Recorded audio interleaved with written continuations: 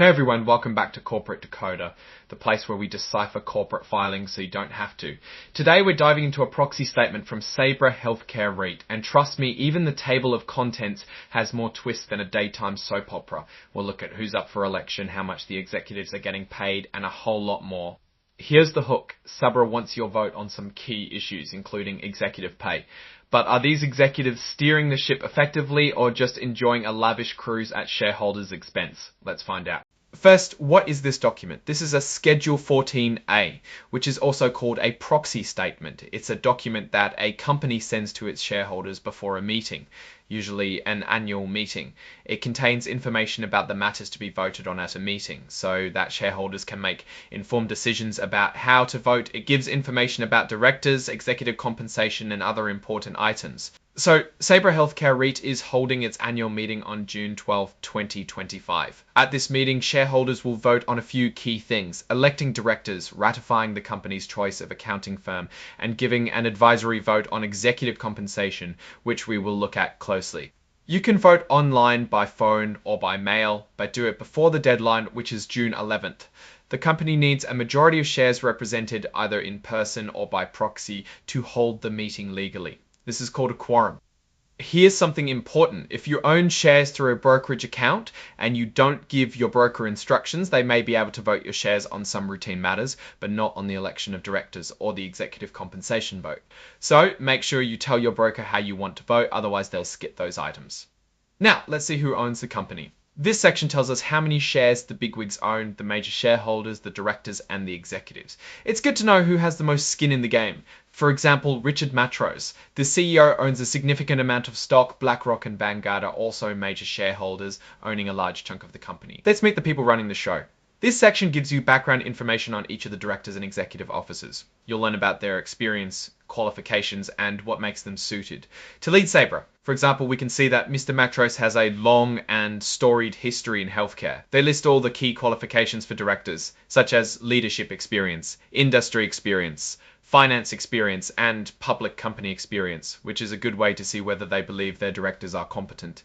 Moving on to how the company is run, the corporate governance section outlines Sabra's commitment to doing things right. This includes director independence, how they handle risk, and how stockholders can communicate with the board. 7 out of 8 directors are considered independent. They have proxy access, allowing some shareholders to nominate directors. It looks like they value feedback from their shareholders. What about their commitment to sustainability? This section describes Sabra's efforts to be a responsible corporate citizen. They talk about their approach to environmental, social, and governance issues. Sabra publishes an annual sustainability report following reporting guidelines and working to use energy-efficient spaces and encouraging responsible property management. Now let's talk money. This section breaks down how much the directors get paid. It includes fees earned, stock awards, and total compensation. Craig Barbarosh, for example, earned almost $250,000.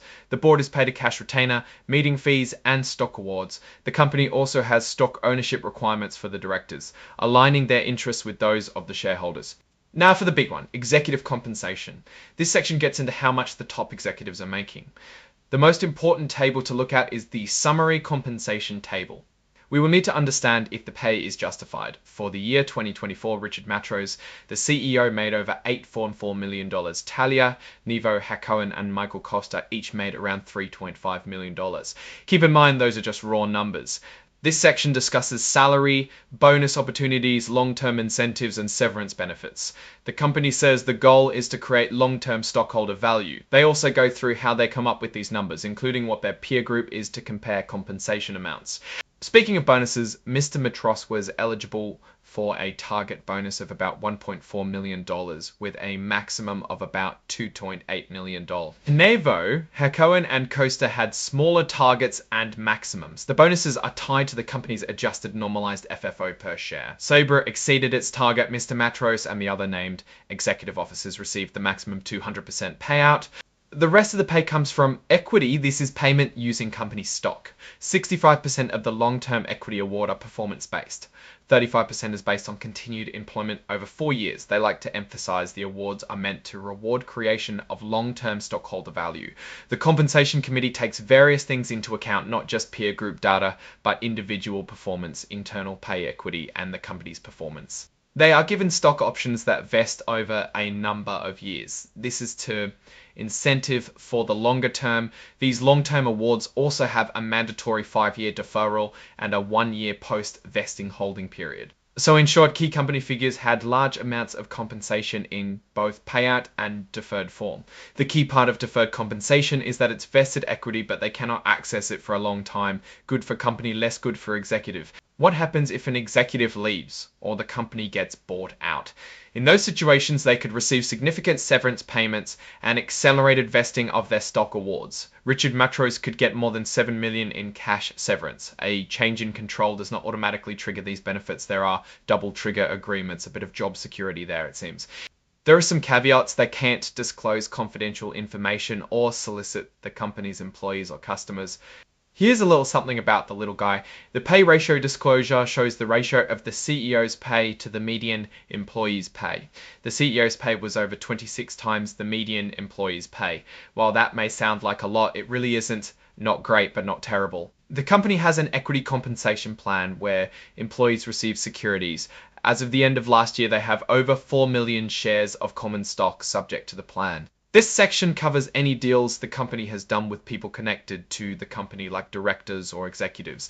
Other than consulting, we haven't participated in any transaction. This is about making sure people are filing the right forms on time to report their ownership of company stock. In this case, all reports were filed on time except for one by Mr. Foster. The audit committee is responsible for reviewing the company's financial statements with management.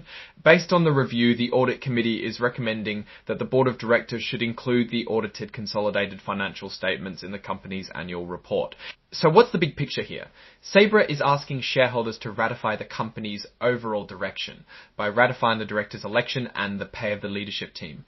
On one hand, the company says it is committed to sustainability, values feedback from its stakeholders, and has a strong plan for growth. On the other, we've seen that executives make many times what their average employees make, and some compensation numbers seem to be really high. We must consider, however, that this is a business transaction for a large company where it's always a dance between executive stakeholders, shareholders, and outside forces. Then ultimately, it's up to shareholders to decide whether they approve of the course the company is on.